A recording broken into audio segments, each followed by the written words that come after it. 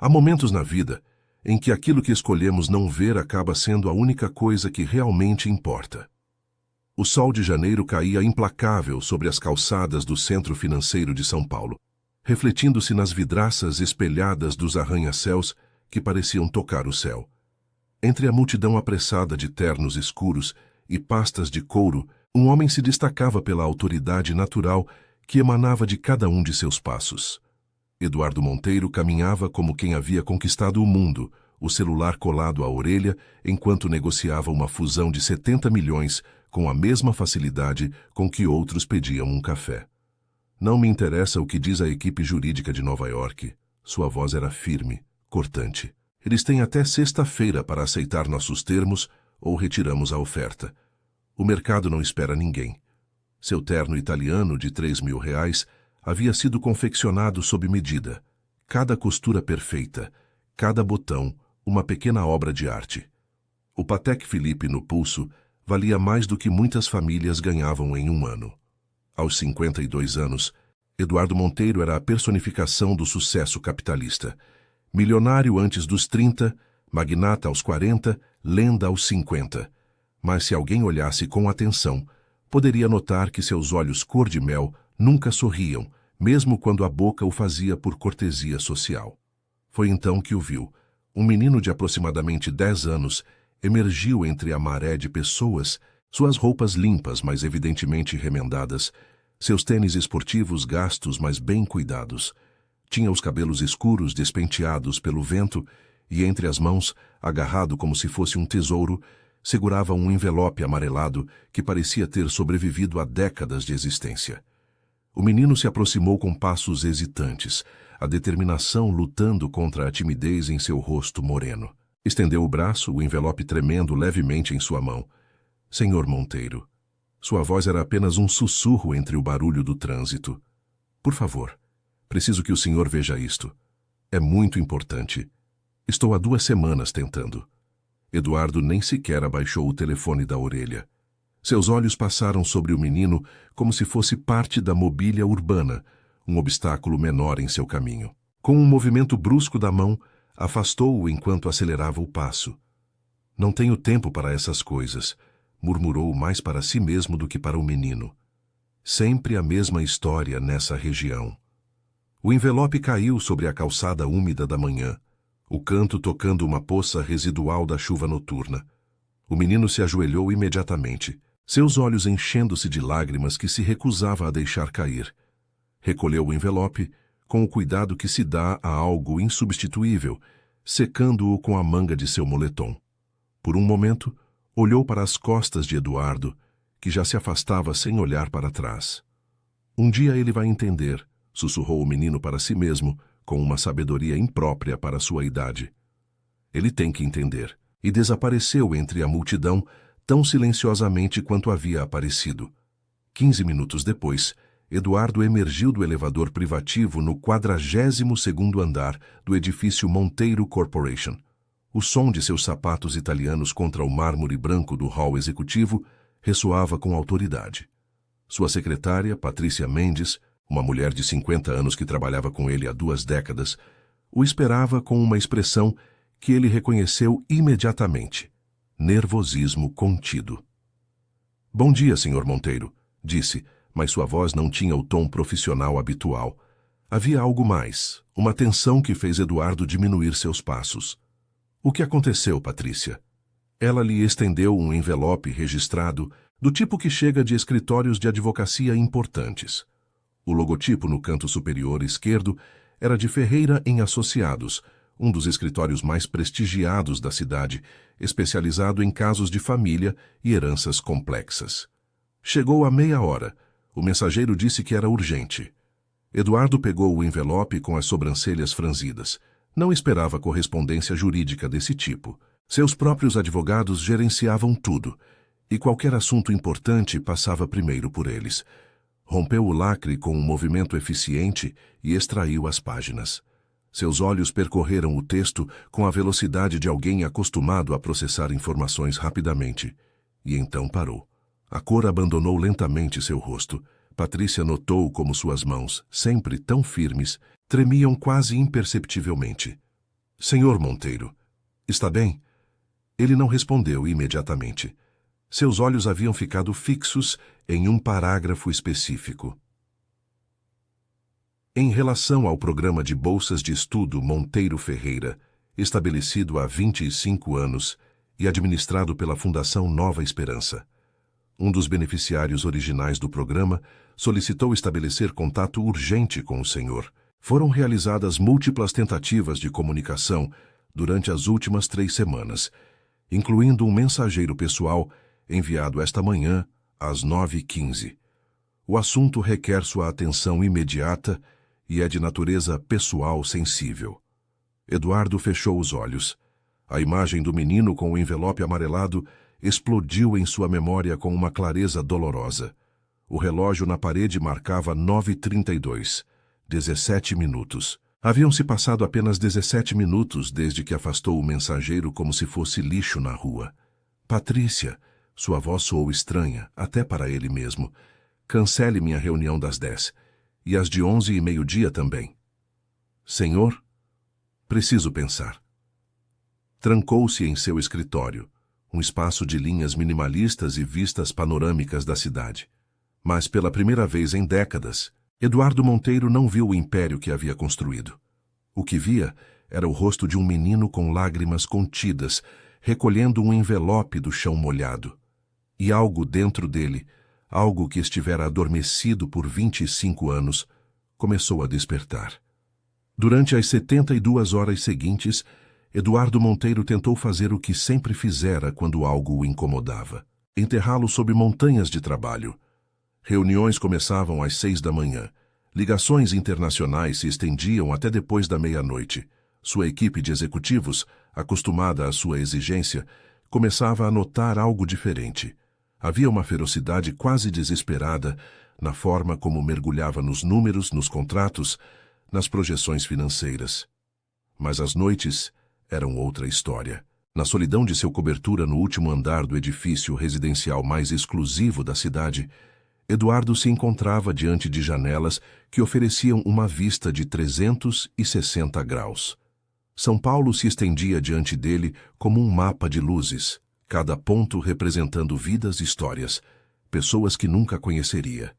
E em algum lugar lá embaixo, um menino guardava um envelope amarelado. Serviu-se de 2 dedos de uísque escocês de 50 anos, o líquido âmbar refletindo a luz da cidade. Mas o sabor que outrora lhe parecera o epítome do refinamento, agora tinha gosto de cinzas. A carta do escritório Ferreira em Associados repousava sobre sua escrivaninha de mogno. Havia lido 27 vezes, memorizado cada palavra, cada vírgula. Mas uma frase em particular se repetia em sua mente como um mantra. Programa de Bolsas de Estudo Monteiro Ferreira, estabelecido há 25 anos. 25 anos, 1999. O ano que mudou tudo. Eduardo fechou os olhos, permitindo que as memórias que mantivera trancadas fluíssem. Viu a si mesmo aos 27 anos, recém-formado em um MBA, trabalhando 18 horas por dia para estabelecer sua primeira empresa. Era a época da bolha da internet, quando qualquer um com uma ideia e audácia suficiente poderia se tornar milionário da noite para o dia. Mas havia algo mais em 1999. Algo que preferia não lembrar. O som de seu telefone o arrancou de seus pensamentos. Era quase meia-noite. O identificador de chamadas mostrava um número que não via há anos. Sua irmã mais nova, Sofia. Eduardo? Sua voz soava surpresa, como se não esperasse que atendesse.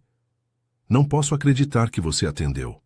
Sofia fez uma pausa, buscando as palavras certas. Não as encontrou. Como você está? Uma risada amarga atravessou a linha telefônica. Agora você me pergunta como estou. Faz 3 anos que não conversamos, Eduardo. 3 anos desde o funeral da mãe, quando você foi embora sem dizer uma palavra depois do enterro. O uísque se tornou veneno em sua garganta. Eu tinha uma reunião importante. Você sempre tem uma reunião importante, interrompeu Sofia, mas sua voz não continha raiva, apenas uma tristeza profunda. Mas não liguei para brigar. Liguei porque... Fez uma pausa. Recebi uma visita estranha hoje. Eduardo se endireitou na cadeira. Que tipo de visita? Um menino, 10, 11 anos talvez. Me disse que estava procurando Eduardo Monteiro, mas que não conseguia encontrá-lo. Tinha um envelope velho. O que você disse a ele? Dei seu endereço comercial, seu telefone direto. Disse que você é um homem muito ocupado, mas que se fosse realmente importante, encontraria tempo. Outra pausa. Ele te encontrou? Eduardo lembrou do menino na rua, do envelope caindo na calçada, de suas próprias palavras desdenhosas. Sim, mentiu. Ele me encontrou. Que bom. Porque aquele menino, Eduardo... Havia algo em seus olhos. Determinação. E também medo. Como se carregasse algo pesado demais para sua idade. Depois de desligar, Eduardo permaneceu imóvel por 1 hora completa. A cidade piscava diante dele, indiferente aos seus tormentos internos. Finalmente, tomou uma decisão que quebrava todas as suas regras das últimas 2 décadas. Ligou para Patrícia em seu celular pessoal, algo que nunca havia feito fora do horário comercial. Preciso que você investigue algo, disse sem preâmbulo quando ela atendeu, a voz ainda sonolenta. O programa de bolsas de estudo Monteiro Ferreira, de 1999. Quero todos os arquivos, todos os registros, toda a informação que puder encontrar. E Patrícia, isso é confidencial, ninguém mais na empresa deve saber. Entendido, Sr. Monteiro. Posso perguntar o que está procurando especificamente? Eduardo olhou seu reflexo na janela. Um homem de 52 anos olhava de volta bem-sucedido em todos os sentidos mensuráveis, mas com olhos que pareciam ter esquecido como sentir. Estou procurando respostas, disse finalmente, para perguntas que tenho medo demais de formular. O salão de festas do Hotel Copacabana Palace havia sido transformado em um cenário de elegância corporativa. Arranjos florais de orquídeas brancas adornavam cada mesa. As luzes estavam cuidadosamente calibradas para criar uma atmosfera de sofisticação discreta, e no palco principal, um pódio de cristal aguardava os oradores da noite. A Câmara de Comércio celebrava sua gala anual de prêmios empresariais, e Eduardo Monteiro, como sempre, estava entre os homenageados. Vestido com um smoking preto de grife, Eduardo navegava entre conversas superficiais com a facilidade de décadas de prática. Um sorriso aqui, um aperto de mão firme ali, comentários inteligentes sobre tendências do mercado, entrelaçados com elogios calculados. Era um balé social que executava à perfeição, sua mente funcionando no piloto automático, enquanto seus pensamentos reais estavam em outro lugar completamente diferente. Haviam-se passado 5 dias desde a carta do escritório. Patrícia havia escavado nos arquivos antigos da empresa, enfrentando caixas empoeiradas em um depósito que ninguém havia aberto em anos. Os documentos estavam chegando aos poucos, fragmentos de um passado que Eduardo havia deixado para trás com determinação deliberada. Eduardo Monteiro, é realmente você? A voz o tirou de seus pensamentos. Virou-se e se encontrou cara a cara com uma mulher de aproximadamente sua idade, vestida com um elegante terno calça azul marinho que contrastava com sua pele morena. Tinha os cabelos presos em um coque profissional, mas alguns fios prateados escapavam, emoldurando um rosto que irradiava calor genuíno. Algo em seus olhos castanhos lhe resultava familiar, uma fagulha de reconhecimento que não conseguia localizar. Me desculpe, disse Eduardo com seu sorriso profissional. Nós nos conhecemos? A mulher soltou uma gargalhada que soou como sinos. Claro que você não se lembra. Há 25 anos, provavelmente não notava ninguém que não pudesse ajudá-lo a subir a escada corporativa. Sou Marina Delgado. Estudamos juntos na universidade, embora em faculdades diferentes. Eu estava em serviço social, você em administração. Um lampejo de memória. Marina Delgado. Cabelos longos até a cintura, sempre com panfletos sobre alguma causa social, organizando voluntariados enquanto ele se concentrava em suas notas e conexões. Marina, repetiu, e desta vez o sorriso foi genuíno. Faz muito tempo. Uma vida inteira, concordou ela, seus olhos estudando-o com uma intensidade que o fazia sentir estranhamente exposto. embora vejo que sua vida foi consideravelmente mais lucrativa que a minha. Não havia amargura em suas palavras, apenas uma observação objetiva. E o que você faz agora? Perguntou Eduardo, genuinamente curioso pela primeira vez em muito tempo. Sou coordenadora regional do programa Oportunidades para o Futuro. Trabalhamos com comunidades marginalizadas, fornecendo educação, recursos e apoio a famílias em situação de vulnerabilidade. Seus olhos se iluminaram ao falar de seu trabalho. Na verdade, nosso modelo atual foi inspirado por um programa revolucionário de há 25 anos. O Programa de Bolsas de Estudo Monteiro Ferreira. Talvez você se lembre, considerando que sua empresa foi um dos patrocinadores originais. Eduardo sentiu como se o chão tivesse ficado instável sob seus pés. Seu programa atual é baseado naquele? Completamente. Foi visionário para sua época. Não apenas fornecia bolsas de estudo, mas criava redes de apoio comunitário, mentoria de longo prazo e acompanhamento das famílias durante anos. Marina tirou seu celular. Aliás, amanhã inauguramos uma nova sede em Capão Redondo. Conhece aquela região? Capão Redondo. O nome atingiu Eduardo como um soco no estômago. Era o bairro onde havia crescido, as ruas de terra batida que jurara nunca mais pisar. Conheço. Sua voz soou distante até para seus próprios ouvidos. Bem, se algum dia quiser ver trabalho social real em ação, em vez de apenas assinar cheques de caridade para benefícios fiscais, é bem-vindo a nos visitar. Marina lhe estendeu um cartão de visitas. Nossa sede principal fica no antigo prédio da Fundação Nova Esperança. Talvez se lembre. Antes que Eduardo pudesse responder, o mestre de cerimônias anunciou o início da entrega de prêmios. Marina lhe sorriu uma última vez e se dirigiu à sua mesa.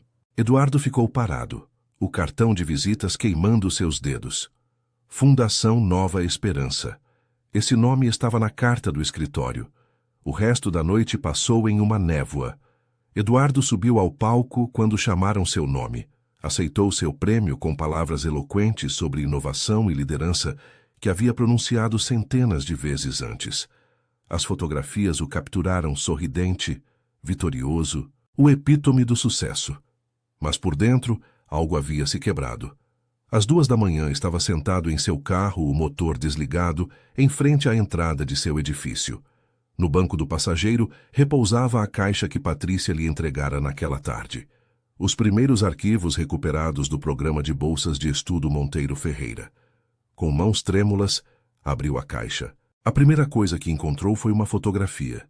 20 pessoas, a maioria jovens, algumas crianças, de pé diante de um prédio modesto com uma placa que dizia Fundação Nova Esperança. E ali, na segunda fila, um jovem de 27 anos com olhos cheios de ambição e algo mais. Algo que Eduardo havia esquecido que um dia teve. Esperança. Viu a si mesmo há 25 anos, cercado de rostos sorridentes, de pessoas que acreditavam em algo maior que o sucesso individual. E ao fundo da fotografia, com um vestido florido e sorriso radiante, estava uma mulher mais velha que ele reconheceu imediatamente. Sua mãe. Sua mãe, 5 anos antes que a doença a consumisse, sorrindo ao lado de pessoas que Eduardo nunca soube que ela conhecia. O envelope amarelado, o menino mensageiro, a carta do escritório, Marina e seu programa, a Fundação Nova Esperança. Tudo estava conectado. E ele, Eduardo Monteiro, multimilionário e magnata empresarial, não fazia a menor ideia de como ou porquê. A luz da madrugada mal começava a filtrar entre as persianas do escritório quando Eduardo chegou. Eram 5:30 da manhã de um sábado, o prédio praticamente deserto, exceto pela segurança noturna. Vestia as mesmas roupas da gala da noite anterior, seu smoking amarrotado, a gravata borboleta pendurada solta ao redor do pescoço. Não havia dormido. Patrícia o encontrou às 9, quando chegou respondendo à sua mensagem urgente. Encontrou-o rodeado de caixas abertas, documentos espalhados sobre cada superfície disponível de seu escritório. Post-its coloridos, criando um mapa caótico na parede de vidro que normalmente mostrava gráficos financeiros. Senhor Monteiro, disse suavemente, como se estivesse se aproximando de um animal ferido. Passou a noite aqui? Ele levantou o olhar, os olhos injetados de sangue, mas intensamente focados. Patrícia, este programa era massivo. Muito maior do que qualquer um me disse. Olhe isso.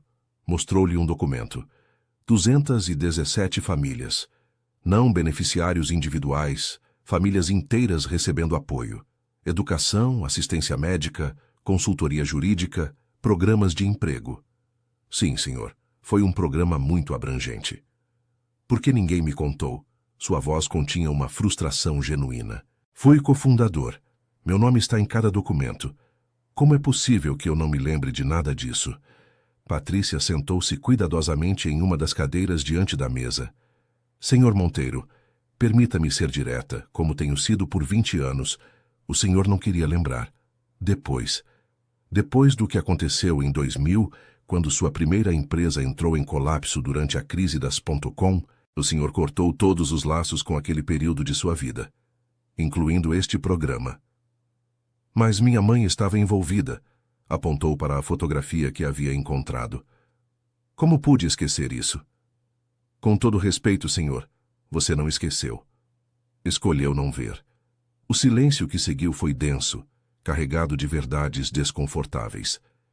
Eduardo se deixou cair em sua poltrona de couro, subitamente exausto. Pela primeira vez em décadas, permitiu-se parecer vulnerável diante de alguém. Me conte tudo o que encontrou, disse finalmente. Patrícia abriu seu tablet, deslizando o dedo pela tela. O programa de bolsas de estudo Monteiro Ferreira foi estabelecido em fevereiro de 1999. Os cofundadores eram o senhor, sua mãe Helena Monteiro e o senhor Ricardo Ferreira, que era meu avô materno, completou Eduardo. Morreu há 10 anos. Não fui ao funeral. Sim, o programa foi administrado pela Fundação Nova Esperança, uma organização comunitária em Capão Redondo. Sua mãe foi voluntária ativa até sua morte em 2021. O programa original funcionou por 5 anos, de 1999 a 2004, quando a fundação teve que reduzir operações por falta de fundos. E depois, a fundação continuou com operações mínimas, principalmente um abrigo comunitário para crianças em situação de vulnerabilidade. Atualmente abriga 63 crianças. Patrícia fez uma pausa significativa. Estão à beira do colapso financeiro. Precisam de R$200 mil nos próximos 3 meses, ou terão que fechar as portas. Eduardo processou essa informação. R$200 mil. Uma quantia trivial para ele, o equivalente ao que sua empresa ganhava em menos de uma semana. Quem dirige agora? Uma mulher chamada Rosa Verde. Tem 72 anos, está com a fundação desde o início. Era amiga próxima de sua mãe. O nome ressoou na memória de Eduardo. Rosa Verde. A mulher que sempre cheirava a pão caseiro, que abraçava sua mãe na cozinha enquanto riam sobre algo que ele nunca entendeu porque estava ocupado demais estudando. E o menino? Disse Eduardo, sua voz apenas um sussurro. O que tentou me entregar o envelope? Descobriu quem é? Patrícia assentiu, seus dedos se movendo sobre o tablet. Chama-se Gabriel Torres. 10 anos, mora no abrigo há 3 anos. Sua história é complicada. Mãe faleceu quando tinha 6 anos. Pai desconhecido. Esteve no sistema de adoção por 1 ano antes de chegar à Fundação Nova Esperança. Eduardo fechou os olhos. Um órfão, como ele fora depois que seu pai os abandonou quando tinha 8 anos. Por que ele? Por que enviar especificamente um menino de 10 anos para me entregar uma mensagem? Isso ainda não consegui determinar. Mas há algo mais que deveria haver. Patrícia deslizou o tablet em sua direção. Na tela havia uma fotografia recente do abrigo, e ali no centro, cercado de crianças, estava Gabriel Torres, um menino magro com olhos sábios demais para sua idade, segurando um notebook. Gabriel é excepcionalmente talentoso com tecnologia, explicou Patrícia. Segundo os registros que consegui acessar, está fazendo cursos de programação online por conta própria. Um dos voluntários do abrigo mencionou que desenvolveu um aplicativo para ajudar a coordenar doações de alimentos do bairro. 10 anos, murmurou Eduardo. Com 10 anos, eu mal sabia ligar um computador. Os tempos mudaram, senhor, Mas o talento reconhece o talento. Talvez por isso o escolheram para entregar a mensagem. Porque viram em Gabriel algo do Senhor naquela idade. A observação atingiu Eduardo em um lugar que não sabia que ainda podia doer. Levantou-se, caminhando até a janela panorâmica que oferecia vistas da cidade. Dali de cima, Capão Redondo era apenas visível à distância. Uma mancha de prédios baixos, em contraste com os arranha-céus do centro financeiro. Quando você disse que Marina Delgado ia inaugurar sua nova sede? Não disse, senhor, mas se refere à inauguração do programa Oportunidades para o Futuro em Capão Redondo, é segunda-feira às 10 da manhã. Eduardo tomou uma decisão que violava cada instinto que havia cultivado por 25 anos. Limpe minha agenda de segunda de manhã. Senhor, vou ir. Virou-se para olhar Patrícia. E quero que encontre o envelope que Gabriel Torres tentou me entregar. Deve haver uma cópia nos arquivos do escritório Ferreira. Já fiz isso. Patrícia tirou um envelope de sua bolsa, amarelado pelo tempo. Os advogados me enviaram uma cópia digitalizada, mas também recuperaram o original. Gabriel o deixou com eles depois que o senhor o rejeitou. Eduardo pegou o envelope com mãos que tremiam levemente. Era mais pesado do que esperava, volumoso com o que pareciam ser múltiplas cartas. Você leu? Não, senhor. Não é meu lugar. Eduardo olhou para o envelope por um longo momento. 25 anos de história contidos em papel amarelado. Respostas a perguntas que havia evitado formular. Verdades das quais havia corrido para não enfrentar. Obrigado, Patrícia. Pode ir. Preciso ficar sozinho. Depois que ela saiu, Eduardo sentou-se em sua cadeira, o envelope diante dele. Lá fora, a cidade começava a despertar, o trânsito do sábado de manhã aumentando gradualmente. Mas em seu escritório o tempo parecia ter parado. Com movimentos lentos, quase rituais, abriu o envelope e começou a ler as cartas que mudariam tudo o que acreditava saber sobre sua vida. A primeira carta estava escrita em papel de caderno escolar, a tinta azul desbotada, mas ainda legível. A caligrafia era cuidadosa, de alguém que havia praticado as palavras muitas vezes antes de escrevê-las. Prezado senhor Monteiro, meu nome é Carolina Reis. Não sei se lembra. Éramos vizinhos em Capão Redondo há 25 anos. Preciso escrever, porque se não o fizer, sinto que vou explodir de gratidão. Em 1999, quando eu tinha 15 anos, minha mãe adoeceu gravemente. Meu pai nos havia abandonado anos antes e eu estava prestes a deixar a escola para trabalhar e pagar os remédios da mãe. Não via outra saída. A pobreza não é apenas a falta de dinheiro, senhor Monteiro, é a falta de opções. Então chegou sua mãe, Dona Helena, com papéis do programa de bolsas. Me disse que eu havia sido selecionada, que poderia continuar meus estudos enquanto mamãe recebia atendimento médico gratuito. Pensei que fosse um engano, que não poderia ser real. Mas era real. E não me deram apenas uma bolsa. Me deram esperança. Me designaram uma mentora, a professora Gentil, que me ajudou a me preparar para a faculdade. Recebi livros, uniformes, material escolar. Mas mais que isso, recebi a crença de que minha vida podia ser diferente. Hoje sou médica. Dirijo uma clínica gratuita em Capão Redondo, o mesmo bairro onde cresci. Atendi mais de 5.000 pacientes nos últimos 10 anos. E cada vez que salvo uma vida, penso em sua mãe, no Senhor, naquele programa que me salvou primeiro. Sua mãe faleceu há 3 anos e não pude agradecê-la pessoalmente no funeral porque estava atendendo uma emergência médica. Mas preciso que o senhor saiba, ela não apenas mudou minha vida, mudou toda a minha família, toda a minha comunidade. Com eterna gratidão, da Carolina Reis. Eduardo teve que parar. Suas mãos tremiam tanto que as palavras ficaram borradas. Carolina Reis. Lembrava vagamente de uma garota magra com um aparelho nos dentes, sempre com livros debaixo do braço. Agora era médica, uma doutora que dirigia uma clínica gratuita. Respirou fundo e continuou com a segunda carta. Senhor Monteiro.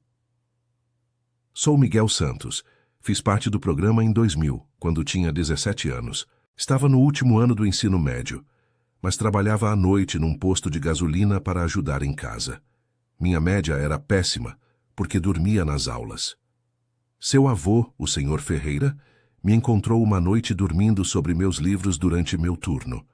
Em vez de me julgar, sentou-se comigo 3 horas, me ajudando com matemática. Me falou do programa e me convenceu a me inscrever. Não recebi apenas apoio financeiro. Recebi algo que nunca tive. Alguém que acreditou em mim. Seu avô me visitava toda semana, checava meu progresso, me desafiava a ser melhor. Hoje sou engenheiro civil. Construí pontes, escolas, hospitais. Mas a ponte mais importante que construí foi entre o jovem desesperado que eu era e o homem que sou agora. E essa ponte foi construída por sua família. Obrigado. Engeno Miguel Santos. Eduardo sentiu que algo dentro dele começava a se partir. Seu avô Ricardo, o homem severo que só falava de responsabilidade e caráter, havia passado horas toda semana orientando um adolescente desconhecido. E ele, Eduardo, havia sido orgulhoso demais para comparecer ao seu funeral. Havia outras 27 cartas no envelope. Cada uma era uma história de transformação, de vidas resgatadas da beira do abismo. Professores, enfermeiros, assistentes sociais, artistas, pequenos empresários, todos com um fio comum. O programa de bolsas de estudo Monteiro Ferreira havia sido o ponto de virada em suas vidas. Mas foi a última carta que o destruiu completamente. Estava escrita em papel diferente, mais novo, com uma caligrafia infantil, mas cuidadosa. Prezado Sr. Monteiro, meu nome é Gabriel Torres e tenho 10 anos. A Dona Rosa me pediu para entregar todas essas cartas, porque ela diz que o senhor precisa lembrar quem é de verdade. Não sei muito sobre programas de bolsas ou coisas complicadas de adultos. O que sei é que moro no abrigo da Fundação Nova Esperança, porque não tenho outro lugar para ir. A Dona Rosa diz que quando sua mãe estava viva, ela sempre dizia que este lugar era especial, porque foi construído com amor, não só com dinheiro. Eu não conheci sua mãe, mas as outras pessoas aqui falam dela o tempo todo. Dizem que ela cozinhava para todas as crianças todo domingo, que sabia os nomes de todos, que nunca te fazia sentir pobre ou triste por morar no abrigo. Outro dia, a Dona Rosa estava chorando porque talvez tenhamos que fechar o abrigo. Perguntei por quê, e ela disse que às vezes o dinheiro acaba, mas que tudo bem porque demos amor enquanto pudemos. Mas não está tudo bem, Sr. Monteiro. As crianças menores não entendem por que têm que ir embora. A Sara, que tem 6 anos, me perguntou ontem se fez algo errado. Tive que mentir e dizer que não, quando a verdade é que o único erro que cometemos foi ser pobres. Sua mãe me teria entendido. Ela sabia o que é não ter ninguém. Por isso construiu este lugar. A Dona Rosa me disse que o senhor é muito importante e muito ocupado, que provavelmente não lembraria do programa ou do abrigo, mas eu pensei que talvez se lesse todas essas cartas, o senhor lembraria que antes de ser importante, o senhor também precisou que alguém acreditasse no senhor. Desculpe se incomodei na rua outro dia. Só queria que soubesse que sua mãe continua salvando vidas, mesmo depois de morta, e que se o abrigo fechar, o legado dela acaba. Atenciosamente, Gabriel Torres. P.S. Aprendi a programar usando um computador doado ao abrigo. A Dona Rosa diz que tenho talento. Não sei se é verdade, mas sei que sem este lugar nunca teria tido a chance de descobrir. Eduardo deixou cair a carta. Suas mãos cobriram seu rosto e, pela primeira vez em 28 anos, desde o dia em que enterrou seu pai ausente sem derramar uma lágrima, Eduardo Monteiro chorou. Chorou pelas oportunidades que desperdiçara por estar ocupado demais construindo um império. Chorou por sua mãe, que havia dedicado seus últimos anos ajudando estranhos enquanto ele a visitava apenas no Natal. Chorou por seu avô, cuja sabedoria e compaixão nunca valorizou até agora que estava morto. Mas, acima de tudo, chorou pelo homem em que havia se transformado. Alguém tão afastado de suas raízes que podia rejeitar uma criança órfã na rua sem um segundo pensamento. O sol do sábado havia atingido seu zênite quando Eduardo finalmente se levantou. Seus olhos estavam vermelhos, seu rosto inchado, seu smoking de gala amarrotado e fora de lugar. Mas algo fundamental havia mudado. Pegou seu celular e discou o número de Patrícia. Patrícia, Sua voz soava rouca. Preciso que você faça algo na segunda-feira de manhã cedo. Pode falar, Sr. Monteiro. Prepare uma transferência de R$ 250 mil para a Fundação Nova Esperança, 50 mil a mais para despesas operacionais, e cancele todas as minhas reuniões da próxima semana. Todas, senhor? Todas. Tenho que fazer algo que deveria ter feito há 25 anos. Posso perguntar o quê? Eduardo olhou as cartas espalhadas sobre sua mesa. Cada uma um testemunho de vidas tocadas pela generosidade que havia esquecido que um dia fez parte de sua família. Vou voltar para casa, disse simplesmente. Vou voltar a Capão Redondo e vou lembrar quem sou de verdade. Na segunda-feira de manhã, Eduardo Monteiro fez algo que não havia feito em 25 anos. Dirigiu seu próprio carro até Capão Redondo. Normalmente, seu motorista o levava a todos os lugares na limusine corporativa, mas esta manhã precisava do controle do volante, da conexão direta com o caminho que o levaria de volta a um passado que havia enterrado. Havia escolhido um carro discreto de sua coleção, um sedã preto que não gritava riqueza, mas que também não passaria despercebido em um bairro onde a maioria dos veículos tinha mais de 10 anos. Enquanto dirigia, a cidade ia se transformando gradualmente. Os arranha-céus de vidro deram lugar a prédios de média altura, depois a construções mais modestas. As lojas de grife se transformaram em pequenos comércios familiares. Os semáforos funcionavam menos consistentemente, e a cada quilômetro, Eduardo sentia como se estivesse retrocedendo no tempo. Capão Redondo o atingiu com a força de 1000 memórias simultâneas. As ruas ainda eram as mesmas, embora mais deterioradas. A padaria onde sua mãe comprava pão toda manhã ainda estava lá com a mesma placa desbotada.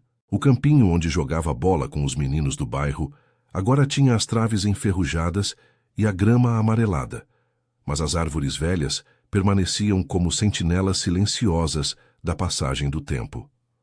Encontrou o endereço que Marina lhe havia dado. Um prédio de 3 andares, pintado de cor creme, com um mural vibrante na fachada principal, representando crianças de diferentes etnias, de mãos dadas sob um sol radiante. Uma placa modesta sobre a porta principal dizia: Fundação Nova Esperança, Programa Oportunidades para o Futuro. Eduardo estacionou na rua e ficou sentado por um momento, suas mãos ainda no volante. Vestia jeans escuros e uma camisa de botões simples, sem gravata. Patrícia quase desmaiou quando o viu sair do escritório na sexta assim vestido. Não vou a uma reunião de negócios, havia dito a ela. Vou a um encontro com meu passado. Antes que pudesse se convencer a dar marcha ré, a porta do prédio se abriu e Marina Delgado saiu vestida com jeans e uma camiseta do programa, o cabelo preso em um rabo de cavalo prático. Ao vê-lo, seu rosto se iluminou com surpresa genuína. Eduardo Monteiro atravessou a rua em sua direção.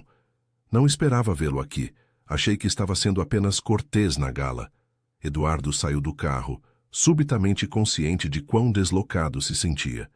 Decidi que era hora de ver trabalho social real em ação. Citou suas próprias palavras, em vez de apenas assinar cheques. Marina o estudou com um olhar penetrante que o fazia sentir como se pudesse ver diretamente através de todas as suas defesas cuidadosamente construídas. Bem, disse finalmente. Mas devo avisá-lo. Isso não é um tour corporativo polido. É caótico, barulhento e às vezes deprimente. Tem certeza? Tenho certeza. O interior do prédio era exatamente como Marina havia descrito. Caótico, mas cheio de vida. Crianças corriam pelos corredores, suas risadas ecoando nas paredes pintadas com murais coloridos. Em uma sala grande, voluntários ajudavam adultos a preencher formulários de pedido de emprego. Em outra, uma aula de alfabetização para idosos estava em andamento. Mas foi quando Marina o levou ao segundo andar que Eduardo sentiu que o tempo parava. Este é nosso centro de tecnologia, explicou Marina abrindo uma porta. Computadores doados na maioria, mas funcionais. As crianças vêm depois da escola para fazer lição de casa, aprender programação básica ou simplesmente explorar. A sala continha aproximadamente 15 computadores de mesa, distribuídos em mesas compridas. E na mesa do fundo, completamente absorto na tela à sua frente, estava Gabriel Torres. O menino digitava com uma velocidade e confiança impressionantes para sua idade, seus olhos se movendo rapidamente entre linhas de código. Vestia o mesmo moletom gasto do dia em que tentou lhe entregar o envelope, mas agora Eduardo notou detalhes que havia ignorado antes. Como mantinha perfeitamente ereta a coluna enquanto trabalhava, como seus lábios se moviam ligeiramente enquanto resolvia problemas mentalmente, como havia organizado 3 cadernos ao seu lado com anotações meticulosas. Gabriel é nosso programador estrela, disse Marina com orgulho maternal. Está desenvolvendo um aplicativo para coordenar doações de comida de restaurantes locais com famílias que precisam, tudo por conta própria, sem instrução formal. Posso falar com ele? Marina o olhou com curiosidade, mas assentiu. Gabriel, chamou suavemente, você tem uma visita. O menino levantou o olhar, e quando seus olhos encontraram os de Eduardo, sua expressão passou por uma série de emoções: surpresa, esperança, medo, determinação. Senhor Monteiro, disse, a voz apenas um sussurro. Eduardo se aproximou, seus passos medidos, consciente de que este momento definiria muito mais que uma simples conversa. Oi, Gabriel. Sentou-se na cadeira ao lado do menino. Acho que tenho algo para te dizer. Gabriel esperou, suas mãos pequenas apertadas sobre o colo. Sinto muito. Eduardo teve que limpar a garganta. Sinto muito mesmo por ter te afastado naquele dia. E sinto muito que o envelope tenha caído no chão. Não tenho desculpa para meu comportamento, exceto que estava sendo exatamente o tipo de homem que nunca quis ser. Os olhos de Gabriel se encheram de lágrimas que se recusava a deixar cair, igual naquele dia na rua. Li sua carta, continuou Eduardo, e todas as outras cartas. Li 3 vezes, na verdade. Leu? A voz de Gabriel tremia com esperança contida. Sim, e você tinha razão. Eu havia esquecido quem era realmente. Ou talvez nunca soube completamente. Eduardo olhou para a tela do computador, o código complexo que Gabriel estava escrevendo. Seu aplicativo. Funciona? Gabriel assentiu, o orgulho lutando com a timidez em seu rosto. Quase. Só preciso resolver um problema com o banco de dados. E preciso encontrar uma forma de conectá-lo com as redes sociais dos restaurantes, mas não tenho acesso a essas APIs e elas custam dinheiro. Quanto dinheiro? Muito. Tipo R$ 500 por mês para o serviço premium que preciso. Eduardo sentiu algo que não havia sentido em anos. Vergonha genuína. R$ 500. Ele gastava isso em vinho para um único jantar de negócios. E se você tivesse acesso a esses serviços? Quanto tempo precisaria para completar o aplicativo? Gabriel o olhou com olhos arregalados. 1 mês? Talvez 6 semanas, se a escola estiver muito pesada. Então vamos fazer isso. Eduardo se inclinou para a frente. Vou conseguir acesso a todas as APIs que você precisa. E também vou te colocar em contato com 2 dos meus melhores programadores. Eles podem te orientar, responder perguntas técnicas. Por quê? A pergunta saiu como um sussurro. Por que me ajudaria agora? Era a pergunta certa. A pergunta que Eduardo havia estado se fazendo durante todo o fim de semana. Por quê? Disse devagar, escolhendo suas palavras com cuidado. Minha mãe acreditava que todos merecem oportunidades. Meu avô acreditava que o talento existe em todos os lugares, mas as oportunidades não. E um menino muito corajoso me lembrou que, se não uso meu sucesso para criar mais oportunidades para outros, então tudo que construí não significa nada. Gabriel o olhou por um longo momento, como se estivesse avaliando a sinceridade de suas palavras. Então, lentamente, estendeu sua mão pequena. Combinado. Eduardo apertou sua mão e, naquele simples gesto, sentiu como se estivesse assinando um contrato muito mais importante que qualquer fusão de milhões. Marina, que havia observado toda a troca da porta, se aproximou com lágrimas nos olhos. Talvez haja esperança para você, afinal, Eduardo Monteiro, disse com um sorriso. O resto da manhã passou em um turbilhão de atividade. Marina lhe mostrou todas as instalações. O refeitório comunitário onde eram servidos cafés da manhã gratuitos para as crianças, as salas de aula onde professores voluntários davam aulas de reforço, o pequeno consultório médico onde a doutora Carolina Reis, sim, a mesma menina que havia escrito a primeira carta, atendia 2 vezes por semana. Quando Carolina o viu, seus olhos se encheram de lágrimas e o abraçou como se fosse um irmão perdido há muito tempo. Sua mãe ficaria tão orgulhosa, sussurrou em seu ouvido. Ela sabia que eventualmente você encontraria seu caminho de volta, mas foi no 3º andar, no que Marina chamava de os quartos, onde Eduardo finalmente entendeu por que Gabriel e todos os outros haviam lutado tanto para alcançá-lo. O abrigo abrigava 63 crianças, no que originalmente eram escritórios convertidos em dormitórios. Beliches enchiam cada espaço disponível, decorados com desenhos infantis e fotografias. Cada criança tinha um pequeno cubículo pessoal, apenas suficiente para guardar seus pertences. Era limpo, organizado e claramente mantido com amor. Também era absolutamente inadequado. Precisamos de um prédio maior, disse Marina, sua voz carregada de frustração. Ou pelo menos reformas importantes. Mas mal temos fundos para manter as luzes acesas. O dinheiro que transferi. É um salva-vidas temporário, interrompeu Marina. Vai nos dar 6 meses, talvez 8 se formos muito cuidadosos, mas precisamos de uma solução sustentável. Precisamos de um modelo de negócio diferente, completou Eduardo, sua mente empresarial finalmente encontrando terreno familiar. Marina o olhou com curiosidade. Continue. E se em vez de depender apenas de doações, criássemos uma empresa social? Algo que gere receita própria enquanto cumpre a missão de ajudar a comunidade. Eduardo, somos assistentes sociais, não empresários. Mas eu sou empresário. E pela primeira vez em dias, Eduardo sorriu com algo parecido com excitação genuína. E conheço muitos outros que poderiam estar interessados em um modelo que combine impacto social com sustentabilidade financeira. Antes que Marina pudesse responder, uma mulher idosa apareceu na entrada do dormitório. Tinha o cabelo completamente branco, o rosto marcado por rugas que falavam de décadas de preocupação e cuidado. Mas seus olhos castanhos eram brilhantes, cheios de uma vitalidade que desmentiam sua idade. Eduardo! Sua voz era suave, incrédula. Eduardo Monteiro? Ele a reconheceu imediatamente. Rosa Verde, a amiga de sua mãe, a mulher que havia mantido vivo o legado de sua família quando ele estivera ocupado demais para perceber.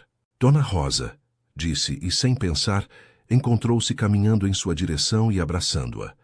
Ela o abraçou de volta, seus braços surpreendentemente fortes para alguém de sua idade. Sua mãe me disse que você voltaria, sussurrou Rosa. Todos os outros achavam que ela estava delirando em seus últimos dias, mas ela insistia.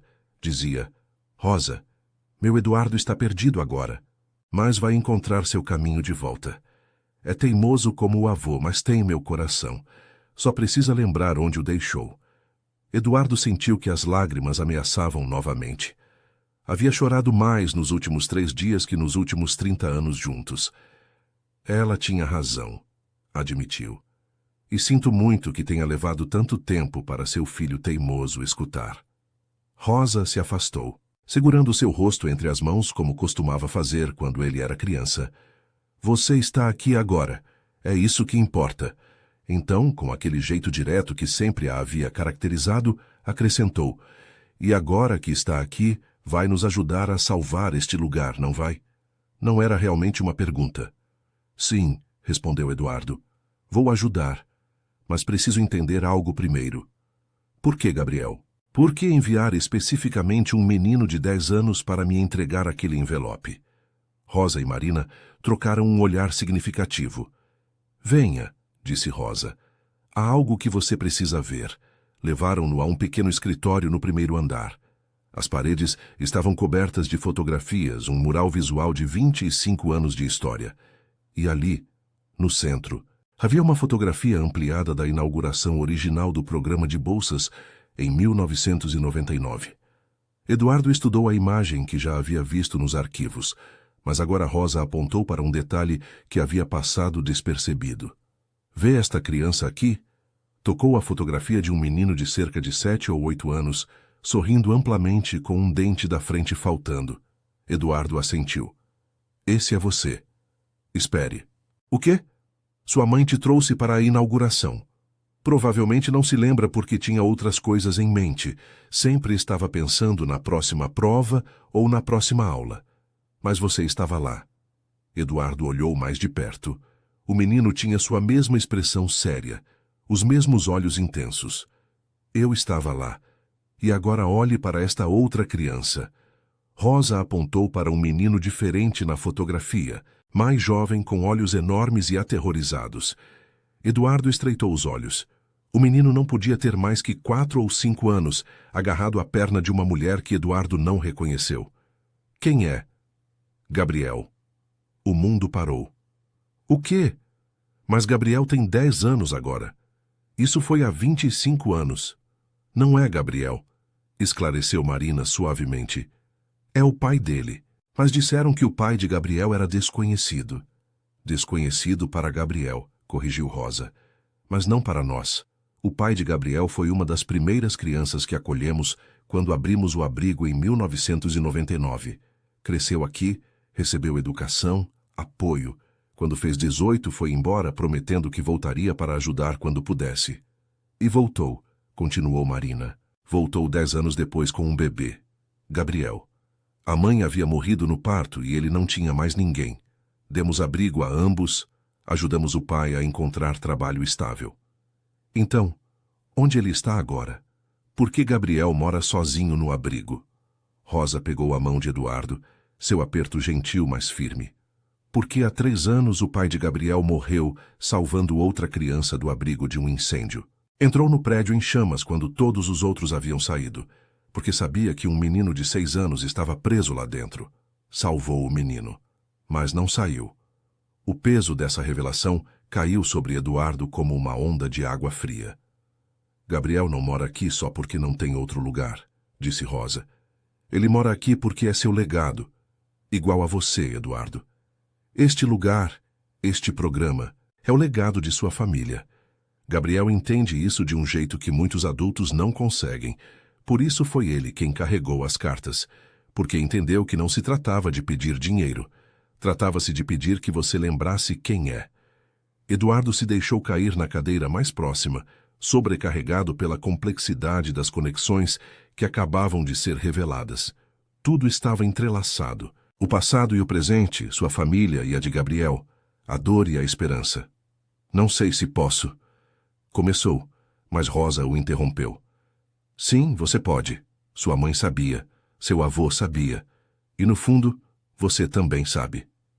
Marina se ajoelhou diante dele, forçando-o a olhá-la nos olhos. Eduardo, não estamos pedindo que abandone sua vida.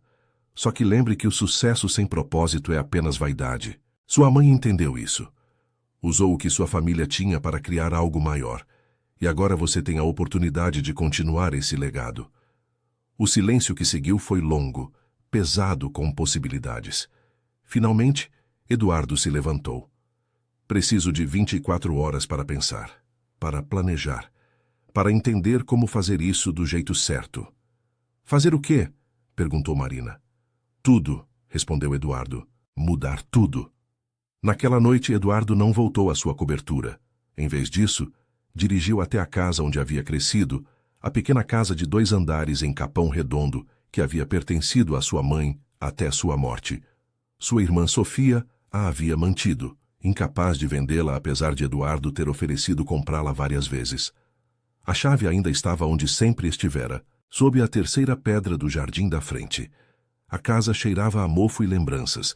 Os móveis estavam cobertos com lençóis brancos, fantasmas do passado protegidos da poeira. Eduardo caminhou lentamente pelos cômodos, cada passo uma viagem no tempo. Ali estava a cozinha, onde sua mãe preparava café da manhã às 5 da manhã, antes de ir para seu turno na fábrica. A sala de jantar, onde fazia sua lição de casa, enquanto ela lhe ensinava que a educação era o único caminho para uma vida melhor. A sala onde seu avô sentava aos domingos, compartilhando histórias sobre dignidade e caráter, enquanto consertava coisas quebradas do bairro. Subiu as escadas até seu antigo quarto. A cama pequena ainda estava lá, junto com a escrivaninha onde havia passado incontáveis noites estudando. Mas foi quando abriu o armário que encontrou o que não sabia estar procurando. Caixas. Dúzias de caixas etiquetadas com a caligrafia cuidadosa de sua mãe. Começou a abri-las uma por uma. Certificados de suas conquistas acadêmicas, fotografias de cada etapa de sua vida, cartões que havia feito na escola primária, declarações de amor infantil que prometiam cuidar da mamãe quando crescer. Recortes de jornal sobre seus sucessos empresariais, cada um cuidadosamente colado em um álbum de recortes. E então, na última caixa, encontrou os diários. Sua mãe havia mantido um diário por 40 anos. Cadernos baratos cheios de sua escrita organizada, registrando não apenas eventos, mas reflexões, esperanças, medos. Eduardo pegou o diário mais recente, dos últimos meses antes de sua morte, e começou a ler. A última entrada foi escrita com caligrafia trêmula, mal legível, contendo as palavras finais de sua mãe, que o perdoava por todas as visitas perdidas e ligações apressadas, e que esperava que ele finalmente encontrasse a felicidade verdadeira, vivendo em alinhamento com seus valores mais profundos. Eduardo fechou o diário e se apoiou contra a parede de seu antigo quarto. Através da janela podia ver Capão Redondo se estender diante dele, as luzes começando a acender nas casas, famílias se preparando para o jantar. Esta era sua verdade. Não a cobertura de luxo nem o escritório no 42º andar. Esta casa modesta, em um bairro esquecido, cheia de amor e sacrifício, era onde realmente pertencia. Pegou o telefone e ligou para Sofia. Quando ela atendeu, surpresa de ouvi-lo tão tarde, Eduardo disse simplesmente: "Estou na casa da mãe e preciso da sua ajuda. Vou mudar tudo." E naquele momento, sob as estrelas de dezembro, Eduardo Monteiro finalmente compreendeu que a verdadeira jornada não consistia em voltar de onde havia começado, mas em levar adiante o legado que sua mãe e seu avô haviam construído com amor. O menino com o envelope amarelado havia aberto uma porta. Agora cabia a ele decidir atravessá-la. A sala de reuniões do 42º andar nunca havia testemunhado um silêncio tão tenso.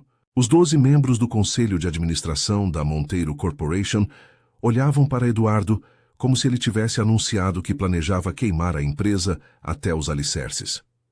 "O senhor quer converter 30% da nossa operação em uma empresa social sem fins lucrativos?" Roberto Salles, o diretor financeiro, falou primeiro, a voz carregada de incredulidade. "Entende o que isso significa para nossas margens de lucro?" Era a segunda terça-feira de março, 2 semanas depois que Eduardo havia encontrado as cartas. 2 semanas de planejamento frenético, noites sem dormir e conversas intermináveis com Marina, Rosa e uma equipe de consultores especializados em empresas sociais. "Entendo perfeitamente", respondeu Eduardo, mantendo o tom profissional mas firme. "Estou propondo a criação da Monteiro Social Ventures, uma subsidiária que operará com modelo híbrido, lucratividade reinvestida em programas comunitários. As projeções mostram que em 3 anos... "As projeções são fantasias", interrompeu Salles. "Os investidores não vão tolerar isso. Já tenho 3 fundos ameaçando retirar capital se continuarmos por esse caminho." Eduardo havia antecipado essa resistência. O que não havia antecipado era o quanto doeria enfrentar pessoas com quem havia trabalhado durante anos, pessoas que o consideravam um visionário, agora olhando para ele como se tivesse enlouquecido. "Então que retirem o capital", disse, e o silêncio que seguiu foi absoluto. "Esta empresa foi construída sobre a premissa de inovação disruptiva. Agora estou propondo a maior disrupção de todas, demonstrar que o capitalismo consciente não só é possível, mas mais sustentável a longo prazo." Uma voz surgiu do final da mesa. Verônica Branco, diretora de operações, uma mulher de 50 anos que havia escalado desde estagiária até o conselho. "Tenho uma pergunta, Eduardo. Isso tem algo a ver com o programa de bolsas de estudo Monteiro Ferreira?" Eduardo a olhou com atenção. Havia algo em seu tom que não era hostil, mas curioso. Sim, fui beneficiária daquele programa, disse Verônica, e vários conselheiros se viraram para olhá-la com surpresa. Em 2001, tinha 16 anos, mãe solteira, trabalhando 3 empregos para me manter na escola. A bolsa não só pagou minha educação, me deu mentoria, me conectou com meu primeiro emprego, me ensinou que minha origem não definia meu destino. Levantou-se, caminhando até a janela panorâmica. Nunca mencionei isso porque achava que não era relevante para minha carreira aqui. Mas se aquele programa não existisse, eu não estaria nesta sala. Virou-se para o conselho. Então, antes de votarmos contra esta proposta por medo da mudança, talvez devêssemos nos perguntar: quantas outras Verônicas poderíamos criar? E que valor isso tem? A reunião se estendeu por 4 horas. No final, a votação foi 7-5 contra a proposta de Eduardo. Não era suficiente para detê-lo completamente, mas sim para complicar significativamente a implementação. Naquela noite, Eduardo se sentou com Patrícia em seu escritório, agora quase vazio. 3 investidores retiraram capital hoje, disse ela sem rodeios. São 32 milhões de reais. E o Salles apresentou demissão efetiva em 2 semanas. Eu sei. Sabe, Eduardo, isso pode desestabilizar toda a empresa. Ou pode transformá-la em algo melhor. Eduardo olhou os documentos à sua frente. Patrícia, o que você realmente pensa? Não como minha secretária, mas como pessoa. Ela levou um longo momento antes de responder. Acho que em 20 anos trabalhando para o senhor, esta é a primeira vez que o vejo realmente vivo. Não apenas funcionando, mas vivendo. E isso tem que significar alguma coisa. A crise chegou mais rápido do que o esperado. No final de março, 2 concorrentes principais lançaram ataques coordenados, aproveitando a percepção de instabilidade na Monteiro Corporation. As ações caíram 12% em uma semana. A mídia especulava sobre um colapso iminente. Eduardo foi forçado a tomar decisões dolorosas. Vendeu sua coleção de carros de luxo, exceto um. Colocou 2 de suas 3 propriedades à venda. Liquidou investimentos pessoais no valor de 5 milhões para manter a empresa estável enquanto implementava as mudanças. E pela primeira vez em sua carreira, teve que demitir funcionários. 20 posições eliminadas, 20 famílias afetadas. Cada demissão o destroçou, lembrando-o de que decisões empresariais tinham rostos humanos. Mas também havia pequenas vitórias. Verônica Branco se tornou sua aliada mais forte, usando sua história pessoal em apresentações a potenciais investidores. 3 jovens empresas de tecnologia social se aproximaram, interessadas em parceria com a Monteiro Social Ventures. E Gabriel, agora com acesso a mentores experientes, havia completado seu aplicativo em tempo recorde. Olha isso! Gabriel lhe mostrou seu notebook uma tarde no abrigo. 5 restaurantes já estão usando o app para doar excedentes de comida. Em 2 semanas, distribuímos refeições para 250 famílias que de outra forma teriam ido para o lixo. Eduardo olhou a tela, onde gráficos mostravam o impacto em tempo real. Quilos de comida salvos, famílias alimentadas, redução de desperdício. Sabe o que você tem aqui, Gabriel? Não só um aplicativo, você tem um modelo de negócio escalável.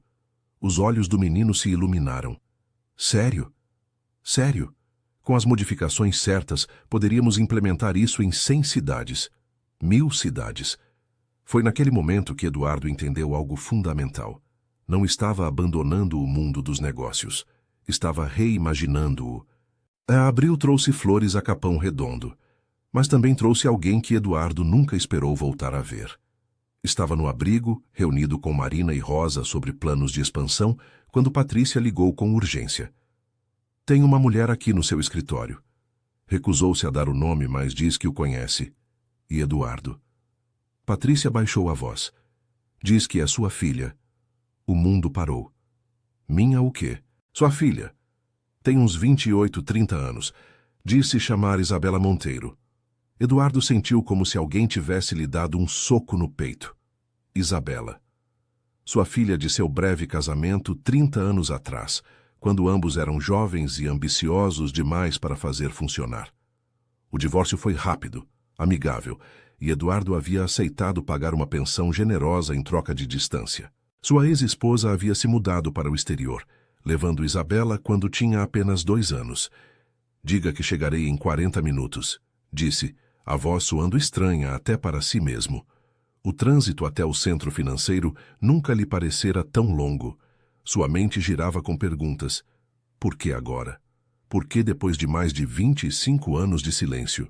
Isabela Monteiro estava de pé diante da janela de seu escritório quando ele entrou. Era alta, com cabelos castanhos longos, presos em uma trança. Vestia jeans e uma blusa casual, e quando se virou, Eduardo viu os olhos de sua mãe olhando para ele. Oi, pai, disse simplesmente. Isabela. Ele não se moveu, temendo que qualquer gesto errado a afastasse. Não sabia que estava no país. Cheguei há 3 meses, tenho estado, observando, tentando decidir se deveria fazer contato. Por que fez? Ela sorriu tristemente. Porque você está bombando nas redes sociais. Magnata empresarial tem crise de identidade, tenta salvar abrigo de crianças. A mídia está se divertindo com você. Eduardo se deixou cair na cadeira. Imagino que sim. Isabela caminhou até a mesa, mas não se sentou. Tem algo que preciso te dizer e vai soar louco. Mas você precisa escutar. Estou escutando. Tenho trabalhado na Fundação Nova Esperança nos últimos 2 meses, como psicóloga voluntária. Não sabia que tinha conexão com você até uma semana atrás, quando a Rosa mencionou casualmente o nome completo do fundador. O mundo se inclinou perigosamente. Você tem trabalhado no abrigo? 3 tardes por semana. Faço terapia lúdica com as crianças, ajudo com trauma. É minha especialização. Isabela finalmente se sentou. E conheço o Gabriel. Muito bem, aliás. Ele tem estado em terapia comigo há 6 semanas. Gabriel está em terapia? Gabriel experimentou perdas traumáticas múltiplas. Mãe, pai, múltiplas mudanças de lar. Precisa de apoio profissional. Fez uma pausa. E quando a Rosa me contou sobre você, sobre essa mudança dramática na sua vida, fiz uma sugestão. Disse que talvez, só talvez, se alguém da sua família direta te confrontasse cara a cara, você realmente entenderia o que estava em jogo. Eduardo começou a entender. Você disse ao Gabriel para tentar me entregar o envelope pessoalmente. Sim, foi minha ideia. Porque li as cartas que sua mãe havia guardado. A Rosa me mostrou quando contei quem eu era.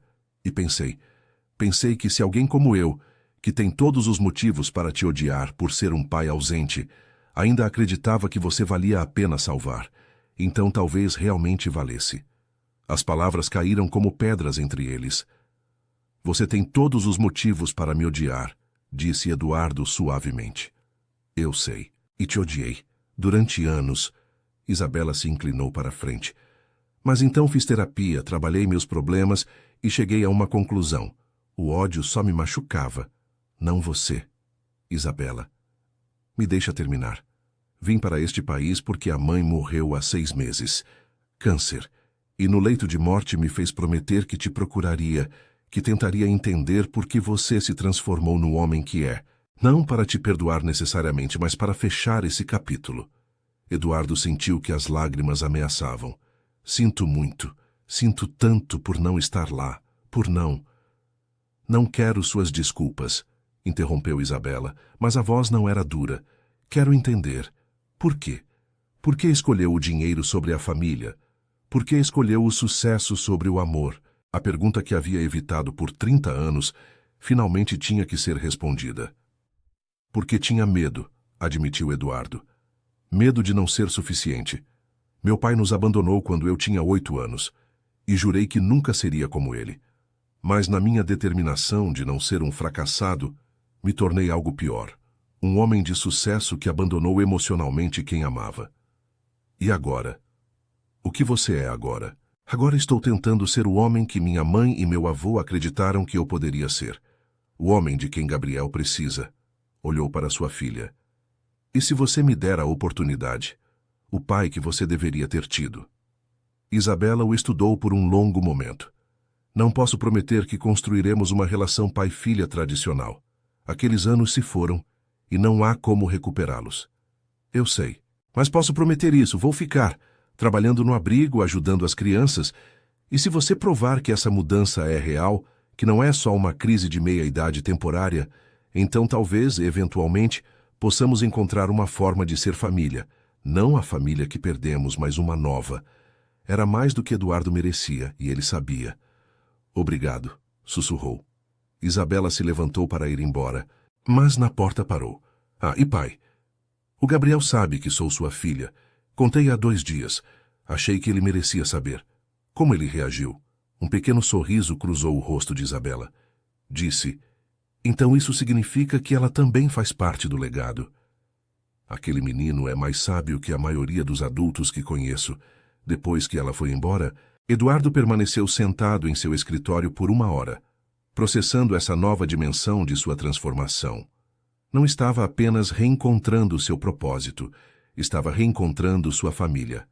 Maio começou com uma traição. Eduardo chegou ao seu escritório numa segunda-feira de manhã e encontrou Patrícia esperando-o com uma expressão que nunca havia visto antes. Fúria mal contida. Precisa ver isso, disse entregando-lhe o tablet. Na tela havia um documento interno da empresa, um que Eduardo não autorizou. Era uma proposta para vender a Monteiro Corporation a um conglomerado internacional, efetiva em 60 dias. Que diabos é isso? É uma tentativa de golpe corporativo. O Salles não só pediu demissão, conspirou com 4 membros do conselho para forçar uma venda hostil, enquanto o senhor está distraído com seus projetos de caridade. Patrícia praticamente cuspiu as últimas palavras. Já tem um comprador e tem votos suficientes para forçar a decisão. Eduardo sentiu raiva e pânico lutando para dominá-lo. Quando planejavam me contar? Na reunião do conselho de sexta-feira, apresentar o fato consumado e pressioná-lo a aceitar. Como conseguiu isso? Verônica. Ela suspeitou de algo e se infiltrou nas comunicações deles. Tecnicamente ilegal, mas eficaz. Eduardo leu o documento completo. Era brilhante em sua crueldade. Pintavam-no como mentalmente instável. Sugeriam que sua obsessão com o abrigo era evidência de um colapso nervoso. Argumentavam que a venda era necessária para proteger os interesses dos acionistas. Eles podem conseguir, murmurou. Eu sei. Tenho 4 dias para detê-los. Eu sei. E se eu vender, o abrigo perde tudo. Monteiro Social Ventures nunca existirá. Toda essa mudança terá sido em vão. Eu sei. Eduardo olhou para Patrícia, essa mulher que havia sido sua mão direita por 2 décadas. O que você faria? Eu lutaria, disse sem hesitar. Não porque tenho certeza de que venceremos, mas porque algumas coisas valem a pena lutar, mesmo se você perder. As 72 horas seguintes foram um turbilhão de atividade frenética. Eduardo ligou para cada contato que tinha, cada favor que lhe era devido. Precisava de investidores que acreditassem em sua visão, dispostos a apostar em um modelo de negócio não tradicional. Marina mobilizou a comunidade de Capão Redondo. Em 2 dias, centenas de pessoas que haviam sido ajudadas pelo programa original assinaram cartas de apoio. Carolina Reis, a doutora, organizou uma coletiva de imprensa, onde ela e outros ex-beneficiários compartilharam suas histórias. Gabriel fez algo ainda mais impressionante. Viralizou a história nas redes sociais. Seu aplicativo de doações de alimentos havia se tornado popular entre a jovem comunidade de tecnologia e ele usou essa plataforma para contar a história completa do programa de bolsas, do abrigo e da batalha corporativa que ameaçava destruir tudo.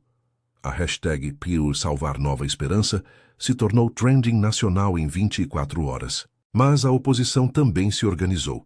Salles apareceu em programas de notícias empresariais, pintando Eduardo como um idealista imprudente que estava destruindo uma empresa lucrativa. Analistas financeiros questionavam seu julgamento. O preço das ações continuava caindo. Na quinta-feira à noite, véspera da reunião crucial do conselho, Eduardo se sentou com Isabela e Gabriel no abrigo.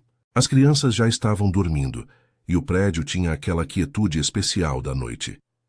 Está com medo? Perguntou Isabela. Apavorado, admitiu Eduardo. Que bom, disse Gabriel. Meu pai sempre dizia que o medo é o que prova que algo é importante. Se você não tivesse medo de perder isso, significaria que não vale nada. Seu pai era sábio. Era. Gabriel olhou ao redor do abrigo. Ele morreu salvando alguém. Sempre me perguntei se vale a pena, sabe? Morrer por algo. Mas acho que entendo agora. Não é sobre morrer. É sobre viver por algo que importa mais que você mesmo. As palavras de um menino de 10 anos, mas com a profundidade de alguém que havia visto dor demais cedo demais. Sabe, Gabriel, disse Eduardo, ganhe ou perca amanhã, já mudei. E essa mudança é real. Ninguém pode tirar isso de mim. Mas podem tirar o abrigo de nós, apontou Isabela praticamente. Não se eu encontrar outra forma de protegê-lo. Eduardo olhou para ambos. Tenho pensado. Mesmo se eu perder a empresa, ainda tenho ativos pessoais. Posso. Não, interrompeu Isabela firmemente. Você não vai sacrificar tudo o que tem. Isso seria só outro tipo de extremismo. Tem que haver equilíbrio. Ela estava certa. Como sempre, os jovens viam com clareza o que os adultos complicavam. Na manhã de sexta-feira, Eduardo entrou na sala de reuniões com a calma de alguém que havia feito as pazes com o resultado, qualquer que fosse. Salles estava lá, junto com seus conspiradores, mas também estava Verônica. E 3 novos membros que Eduardo havia convocado emergencialmente, usando sua autoridade como CEO. Senhores, começou. Entendo que há uma proposta para vender a empresa. Gostaria de apresentar uma contraproposta. Durante a hora seguinte, Eduardo apresentou um plano completamente reformulado. Não abandonava a Monteiro Social Ventures, mas a integrava de forma mais gradual. Mostrou projeções realistas, investidores comprometidos e um caminho para a lucratividade que não sacrificava a missão social. Mas sua arma secreta era outra coisa. E finalmente, disse, gostaria de apresentar alguns parceiros potenciais interessados no modelo híbrido que estamos construindo. A porta se abriu. Entraram 5 executivos de empresas de tecnologia social, cada um representando companhias avaliadas em centenas de milhões. E atrás deles, Gabriel Torres. Este jovem, disse Eduardo, desenvolveu um aplicativo que em 6 semanas distribuiu refeições para 1.000 famílias, atraiu a atenção de investidores do Vale do Silício e escolheu desenvolvê-lo aqui, com nosso apoio, em vez de aceitar ofertas de empresas maiores. Gabriel se aproximou da tela de apresentação, surpreendentemente calmo para um menino de 10 anos, diante de executivos poderosos. Queria mostrar uma coisa para vocês, disse, a voz clara. Isso é o que acontece quando você investe em pessoas em vez de só em lucros. Mostrou dados, métricas de impacto, depoimentos em vídeo, e então o golpe final. Projeções de crescimento mostrando como o app poderia se tornar uma empresa de 10 milhões em 3 anos, com todo o lucro reinvestido em programas sociais. O modelo do Sr. Monteiro funciona, concluiu Gabriel. Eu sou a prova. O silêncio na sala era absoluto. Salles se levantou, o rosto vermelho. Isso é um circo. Estão usando uma criança para provar um ponto, interrompeu Verônica. Que valor de longo prazo supera ganhos de curto prazo? E francamente, Roberto, se você não consegue ver isso, talvez seja a hora de ir embora. A votação foi 9-3 a favor da proposta de Eduardo. Salles e 2 de seus aliados votaram contra. O resto, incluindo 2 que originalmente estavam do lado de Salles, mudaram de posição. A venda forçada estava morta. Monteiro Social Ventures viveria. Junho trouxe calor sufocante a Capão Redondo, mas também trouxe algo inesperado. Um arquivo esquecido. Rosa estava organizando o escritório administrativo do abrigo quando encontrou uma caixa marcada com a data de 1999.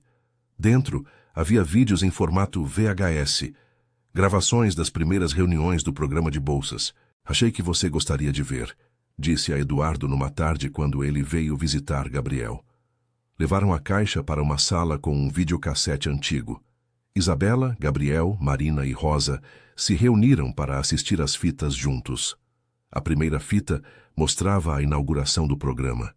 E ali, em cores desbotadas e qualidade granulada, estava sua mãe. Helena Monteiro, 20 anos mais jovem, com os cabelos ainda pretos, sorrindo radiante enquanto apresentava o programa a um grupo de famílias nervosas.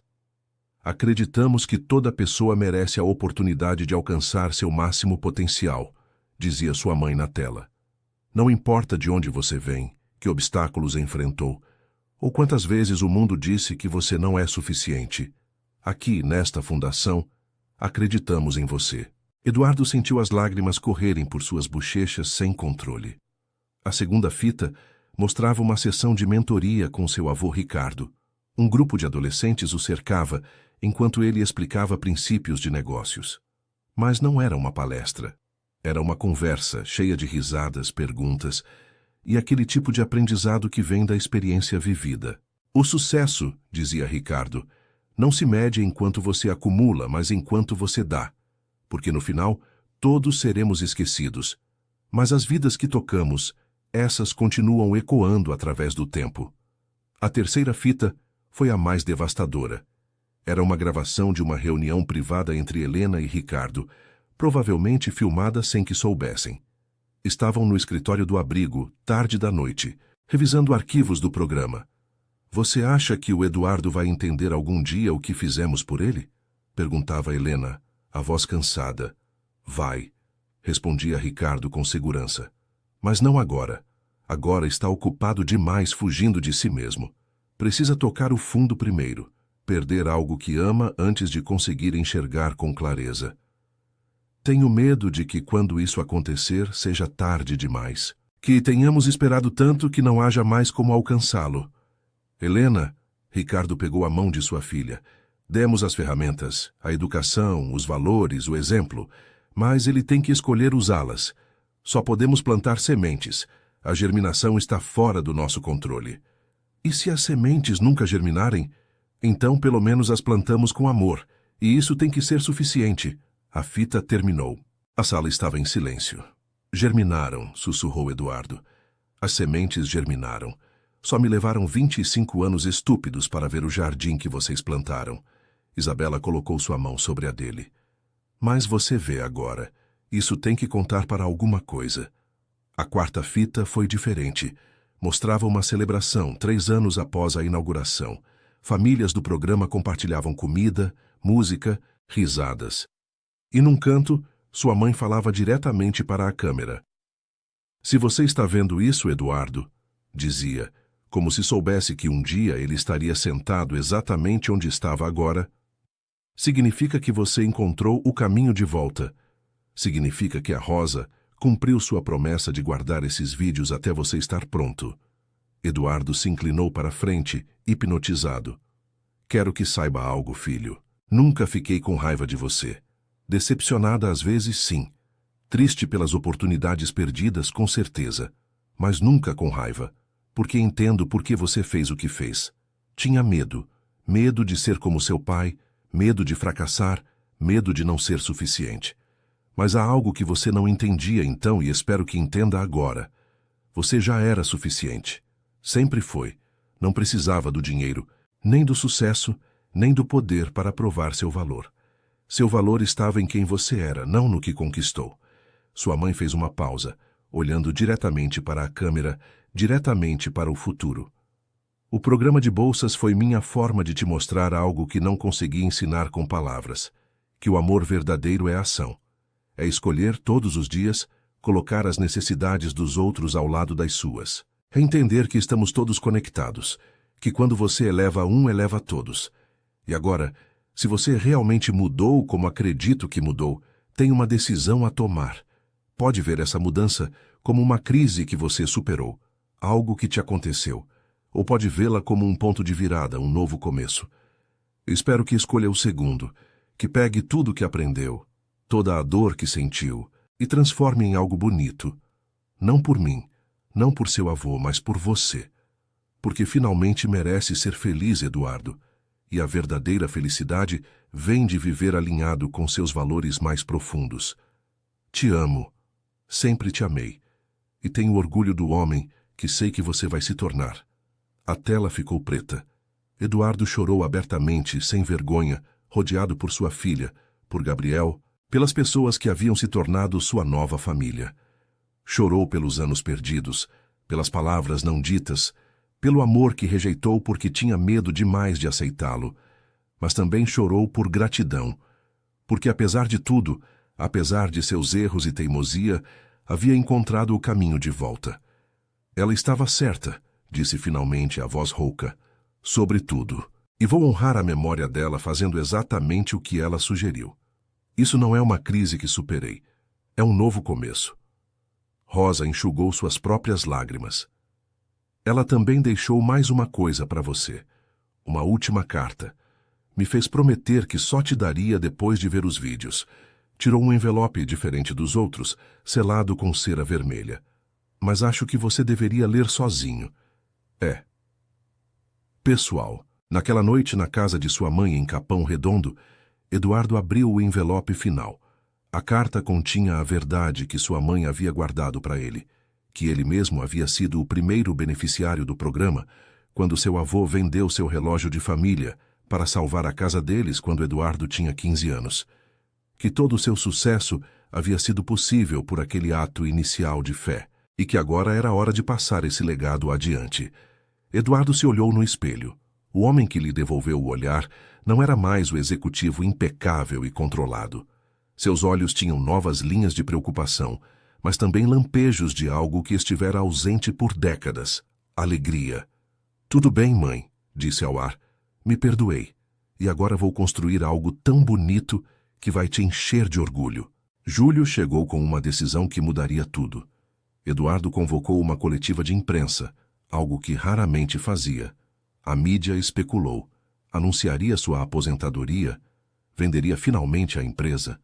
Cancelaria o projeto social sob as pressões do mercado? A sala estava lotada.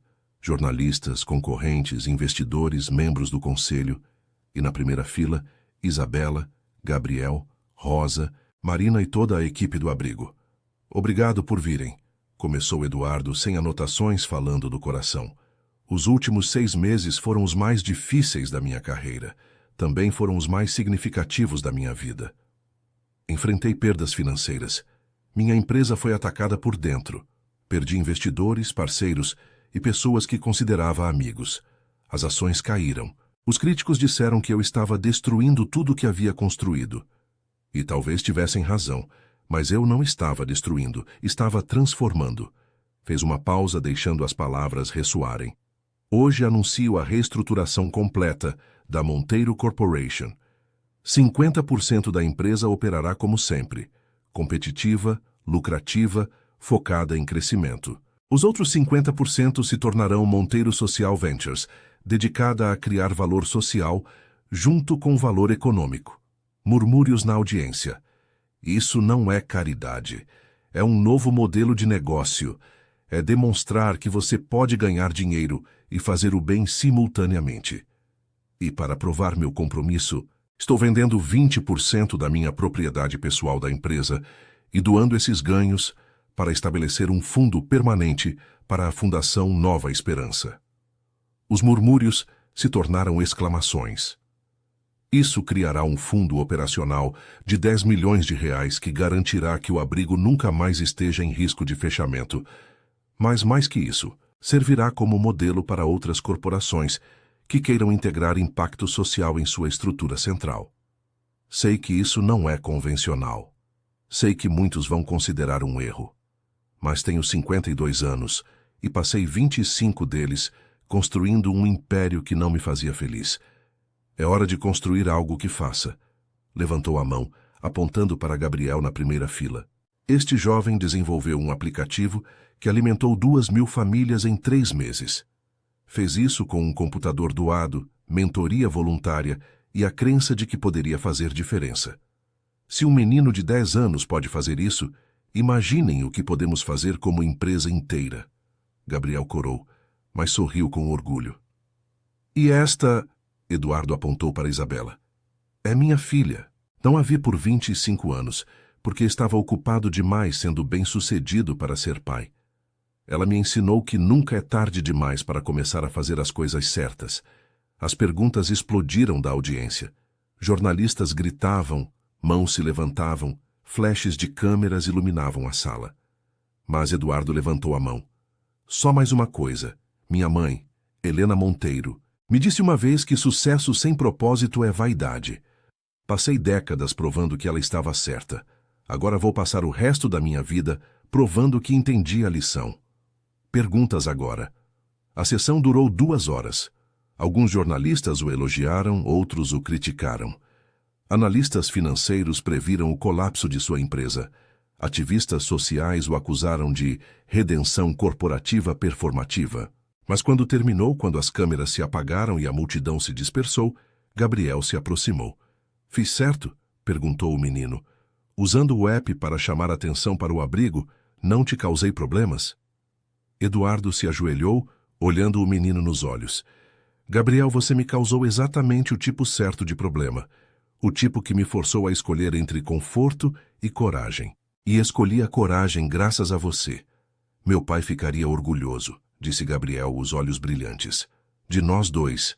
Naquela noite, Eduardo se sentou com Isabela num pequeno café perto do abrigo. Você vai realmente fazer isso? Perguntou ela. Arriscar tudo o que construiu? Já arrisquei. Agora estou só tornando oficial o que começou há meses. E se fracassar? Então fracassarei tentando algo que vale a pena.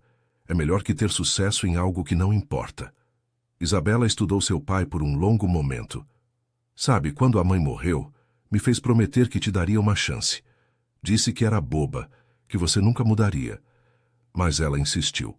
Disse, homens como seu pai precisam de tempo para entender que sucesso exterior não preenche o vazio interior. Mas quando finalmente entendem, a transformação deles é real. Ela estava certa sobre tudo, murmurou Eduardo. Sim, e por isso vou fazer algo que nunca pensei que faria. Isabela respirou fundo. Vou ficar, não só no país, mas aqui, em Capão Redondo. Vou expandir o programa de saúde mental no abrigo, transformá-lo num centro de excelência. E vou fazer isso como sua parceira, não só sua filha. As lágrimas correram pelo rosto de Eduardo. Não mereço seu perdão. Não é sobre o que você merece. É sobre o que escolhemos fazer com o tempo que nos resta. Isabela pegou sua mão. Não posso te dar os 25 anos que perdemos, mas posso te dar os próximos 25, se você prometer que essa mudança é permanente. Eu prometo. Então temos um acordo. Bem-vindo de volta, pai. Era a primeira vez em 25 anos que alguém o chamava de pai, e foi a palavra mais bonita que já ouvira em sua vida. Agosto trouxe o momento da verdade final. O modelo híbrido da Monteiro Corporation havia operado por 2 meses. Os resultados eram complicados.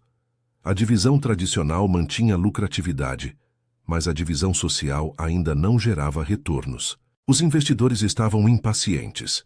O conselho estava dividido. E Eduardo estava exausto.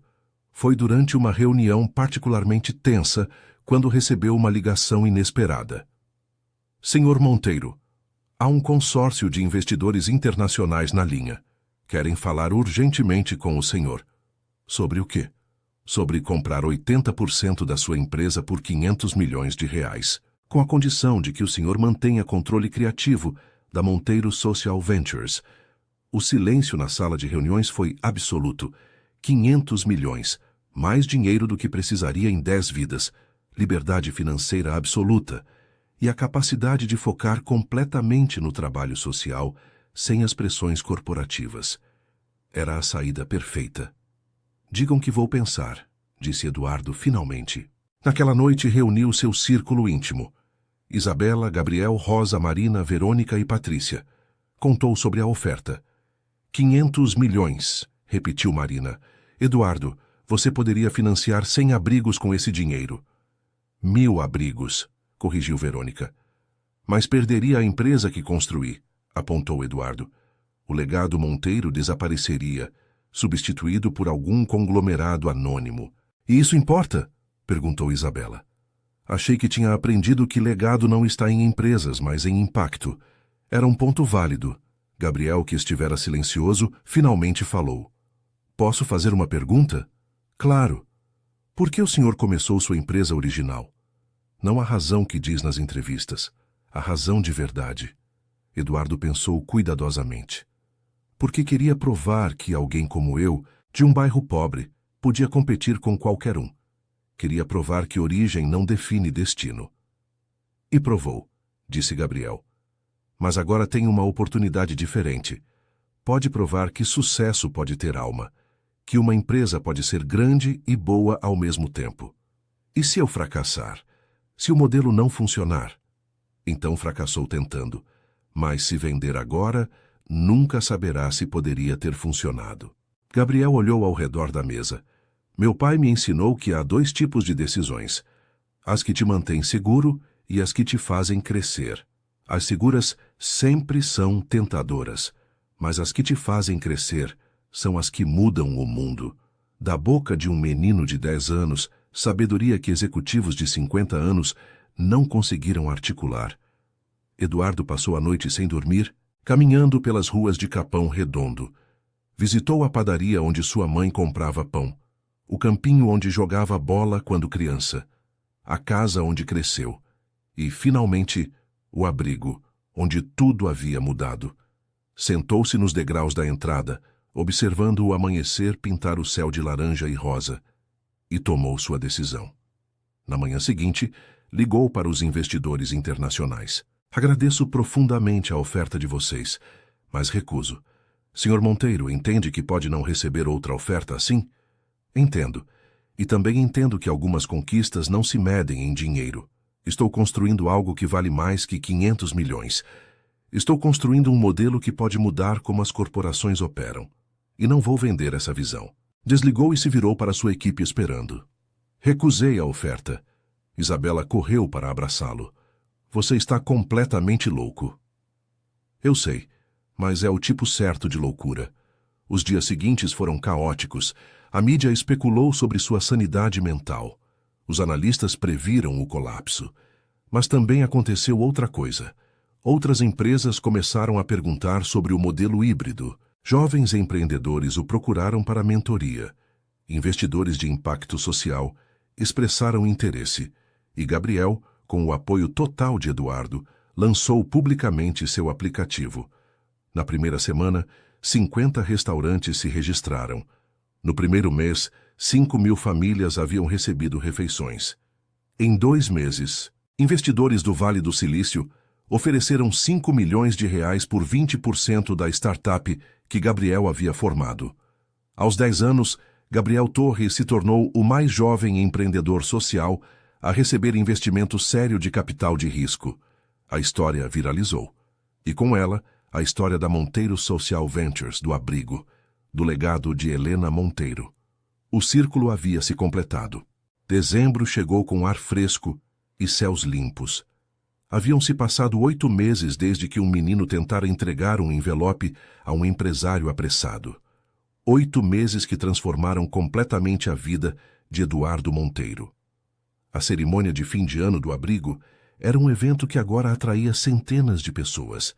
Famílias do programa original, beneficiários atuais, voluntários e membros da comunidade enchiam o pátio do prédio recentemente reformado.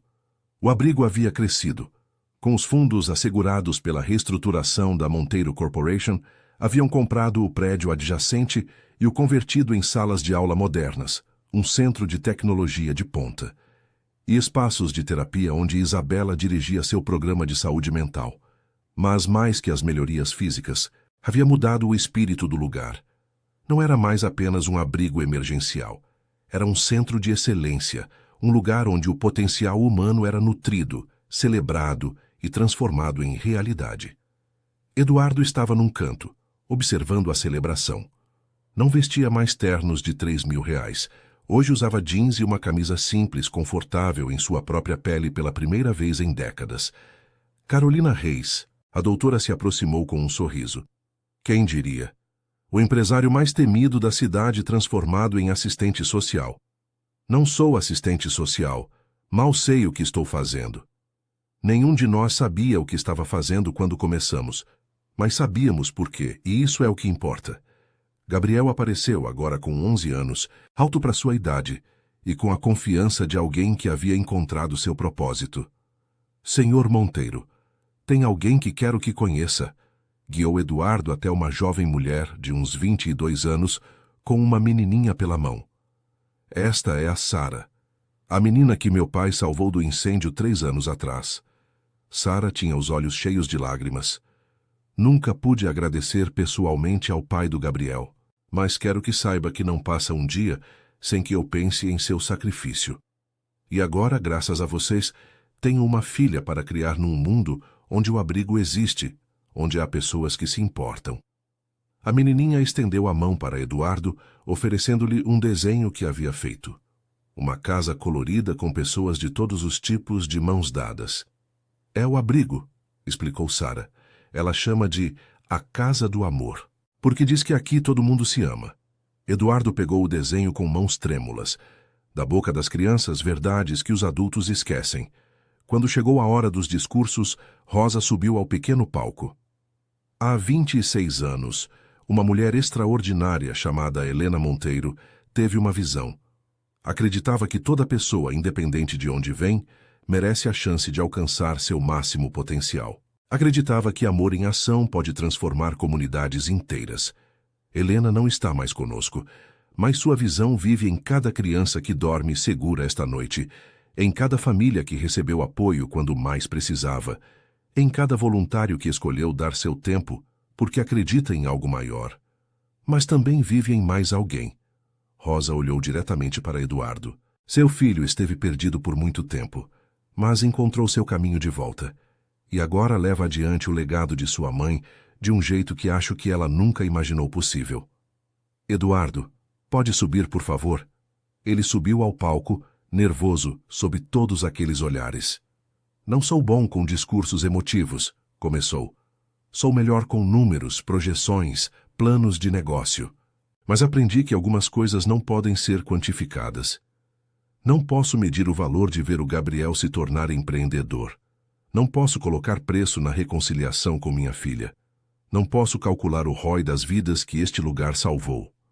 O que posso dizer é isto.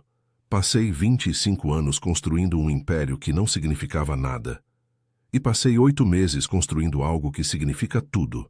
E se tivesse que escolher de novo, escolheria estes 8 meses sem hesitar. Olhou diretamente para Gabriel. Um menino corajoso me entregou um envelope cheio de cartas. Cartas que me lembraram quem eu realmente era, de onde vim e que valores havia esquecido. Aquele simples ato de coragem mudou minha vida. E sou eternamente grato. O público aplaudiu, mas Eduardo levantou a mão. Há mais uma coisa. Isabela e eu temos trabalhado em algo, e hoje é o dia perfeito para anunciar. Isabela subiu ao palco, carregando um documento emoldurado. Minha avó Helena e meu bisavô Ricardo começaram o programa de bolsas de estudo Monteiro Ferreira, com um relógio vendido e fé no potencial humano. Hoje meu pai e eu estamos estabelecendo o Fundo Permanente Helena Monteiro, com um capital inicial de 50 milhões de reais. Murmúrios de espanto percorreram o público. Este fundo garantirá que o abrigo e todos os seus programas continuem perpetuamente, mas mais que isso, financiará a expansão do modelo para 100 cidades nos próximos 10 anos. Abrigos, programas educacionais, apoio comunitário, tudo baseado no princípio que minha avó entendeu.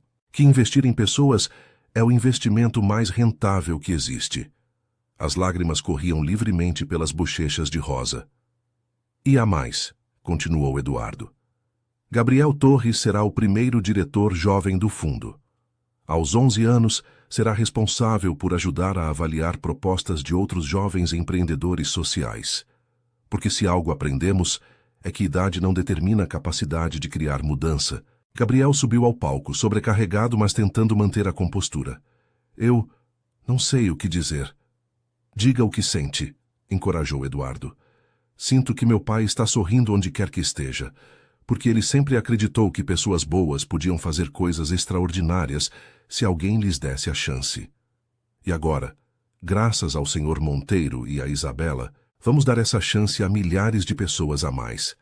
A celebração continuou até tarde da noite. Música, dança, comida, risadas.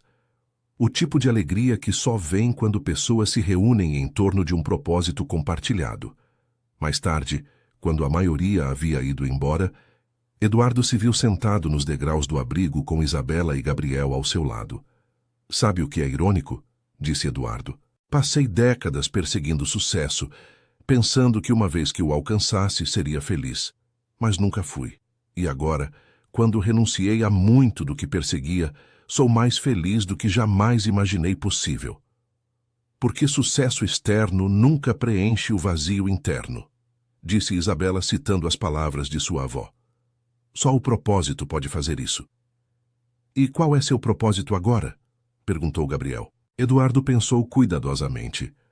Meu propósito é garantir que nenhuma criança com potencial seja limitada por seu CEP, que nenhuma família tenha que escolher entre comida e educação, que talento seja reconhecido e nutrido, independente de onde vem. É um propósito grande, observou Gabriel. Eu sei, e provavelmente não vou realizá-lo completamente na minha vida. Mas posso construir as fundações para que outros continuem o trabalho. Posso plantar sementes que futuras gerações colherão. Isabela apoiou a cabeça no ombro de seu pai, algo que não fazia desde que era uma menininha. A mãe estava certa sobre você. Só precisava de tempo para encontrar seu caminho. Precisei me perder para me encontrar. E agora que se encontrou, o que vem depois?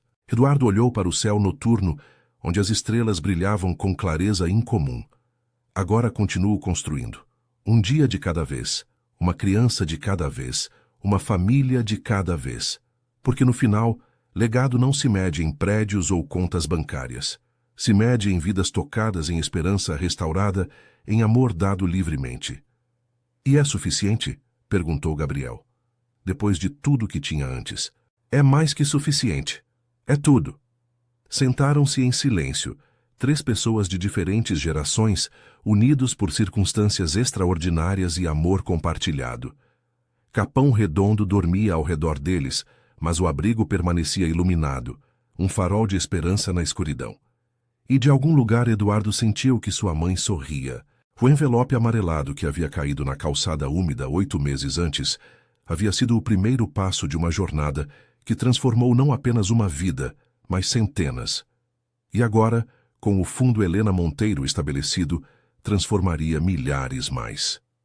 Algumas histórias terminam com o herói obtendo o que queria. Esta história terminou com o herói obtendo o que precisava: propósito, família e a paz que vem de viver alinhado com valores verdadeiros. O império que Eduardo Monteiro havia construído continuaria a existir, mas não o definiria mais. O que o definiria agora era muito mais simples e profundo. Era um homem que havia aprendido que amor verdadeiro é ação, que sucesso sem compaixão é vazio e que nunca é tarde demais para mudar. Gabriel eventualmente se tornou um dos empreendedores sociais mais influentes de sua geração. Isabela expandiu seu programa de saúde mental para 50 cidades.